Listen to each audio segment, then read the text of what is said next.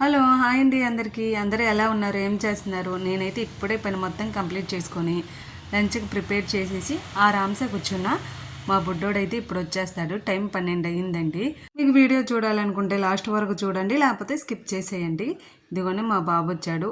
వస్తూనే ఏదో ఒక గడ్డ వేయాల్సిందే, తింటే కానీ అన్నం తింటూ. ఈరోజు మా లంచ్ స్పెషల్ చూపిస్తాను, వచ్చేయండి.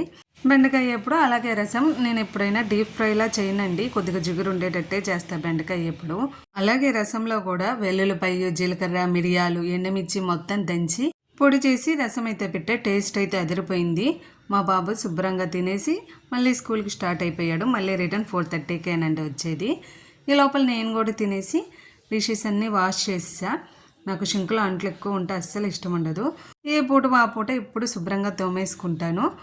అలాగే రేపు టిఫిన్లకి ఇడ్లీ ప్రిపేర్ చేద్దాను. మినపగుళ్ళు కూడా నానేసి పెట్టేశానండి, కడిగి పెట్టుకున్నా.